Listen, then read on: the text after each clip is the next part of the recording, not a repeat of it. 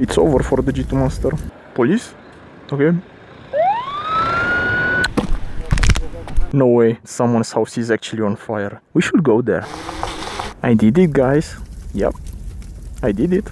I took my scooter out in the rain. The water will get everywhere. It's going to get into the motor, into the battery, into the controller. It's going to get everywhere. My scooter is going to be destroyed. It's over for the G2 Master. It is over for it. You piece of shit! He was wrong.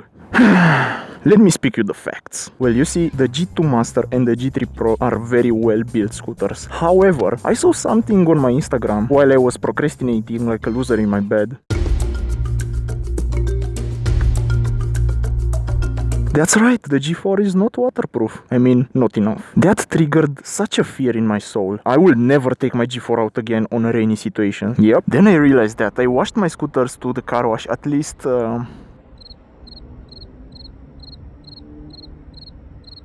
a few times, and they still work. I even washed the G4 there, and again, it still works. But I should stop doing this. Why? Well, water is tricky, especially when pushing it out with a lot of pressure. You may ask, which scooter is the most exposed to such danger? Well, the G4. It is the one that I heard the most complaining about. But it makes sense. You see, the G4 is definitely a street scooter. You can easily tell that just by looking at it. The front wheel doesn't have any defender, and the rear one has something with a huge gap that still allows water to splash your feet.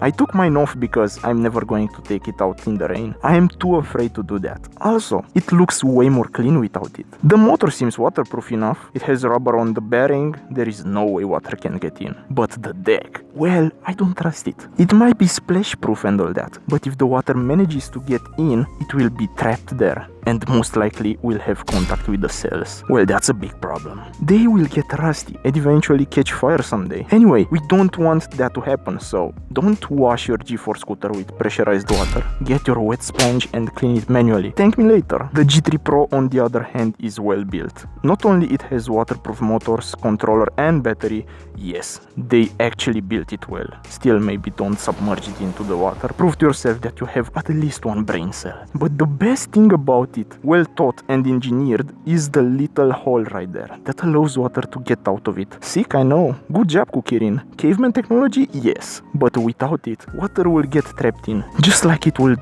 on the G4 that doesn't have this feature. It's time to have a special discussion about how they perform when riding in the rain. We are going to start with the G4, where it is not really much to be said. Just don't use it in the rain. Not only you're destroying it, but the front wheel will splash you from the top to the bottom of your body. Not the best way to take a shower. The G3 Pro, this is my main driver. I trust it with my life, that nothing will ever happen to it in the rain, because it survived until now flawlessly. But I really wished the real defender was just a little bit longer. The wheel somehow still manages to splash my legs. That's not fun, mate. Also, one more thing that nobody is talking about is the little gap that allows the water to splash your shocks. I tried, guys, trust me, I really tried to find a reason for that to be practical.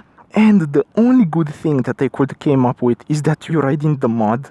Obviously, mud will get there, and after that, you ride on some wet road and water will clean the mud. But the mud doesn't have to get in there in the first place. Nothing should get on it at all. So please, Kukirin, fix this. Just make the fender a little bit longer and close this gap. You can do it. The G2 Master. Well, somehow the geometry of the fender doesn't allow the water to get on my legs and such, even though that huge gap is there. Mud will get into your shocks and pretty much all over this area. And trust me, it is a pain in the ass to clean it with a sponge. Other than that, perfect when it comes to riding in the rain. Just don't go fast. The grip is really bad on the wet road. I choose to trust its waterproof abilities, even though I don't like the way this hole is placed here together with the others. But Joy, what other problems might the rain cause? Glad you asked. The G4 steering requires the bearing to be lubed from time to time in order to perform buttery smooth. If not, the steering will get really chunky and you will lose stability. Be careful with that. For me, my best pick is something like this. If I wanted to go somewhere really fast, I get the G2 Master. It picks up speed extremely fast. If I want to chill out, to go on the street, just speeding around in traffic and all that, I'm getting the G4. If I want to feel comfortable in rain, on wet road, and also charge my battery easily, well, then I go for the G3 Pro. I love this one the most because it is the one that has the most features. You can take out the battery and charge it everywhere. You just need to take your charger with you. A lot of you guys are asking me in the comments which one is better, the G4 or the G2 Master. The G4 is mainly for street and comfort. If you put this bad boy on off-road, I don't know what to say about that. Maybe don't. As for the G2 Master, man, this scooter is awesome because it has dual motors, e-brake, which is a huge plus, and lots of power. We're riding the G3 Pro and my legs are getting splashed with a lot of water. I think the fender design is better suited for dirt. Sometimes I extend it by taping a plastic sheet to make it longer. Somehow the idea of having to go slower in order to not get all covered in mud is not bad. Slipping on wet asphalt is something you never want to happen. If the fenders would have been better though, then you wouldn't have to wash it every single time after you ride in the rain. It's one of the most beautiful scooters I've ever seen, and mud that just doesn't belong on it. Now for the G2 Master, I love it. My legs stay dry, which is a win, but keep one thing in mind. This scooter is seriously powerful.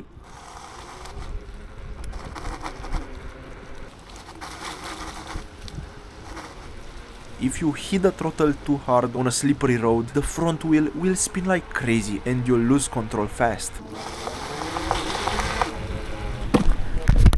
Your direction will most likely give you an anxiety and you will startle in your sleep for the rest of your life. So for your own good, maybe go slow on wet road or upgrade your wheels to street tires.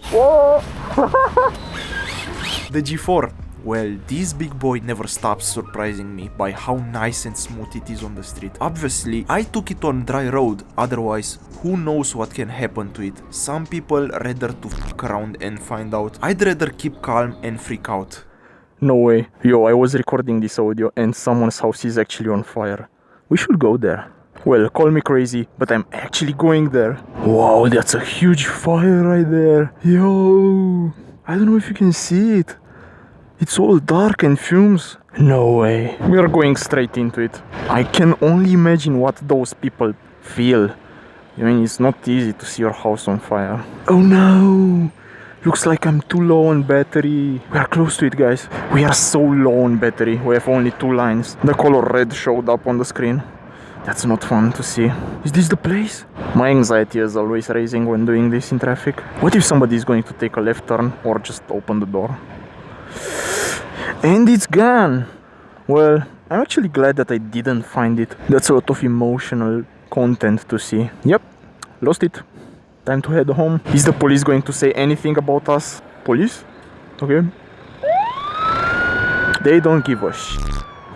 Thank you so much for watching. I think this video helped you out. Now you should know what is safe and not for your scooter in terms of water. Yo, this BMW is sick.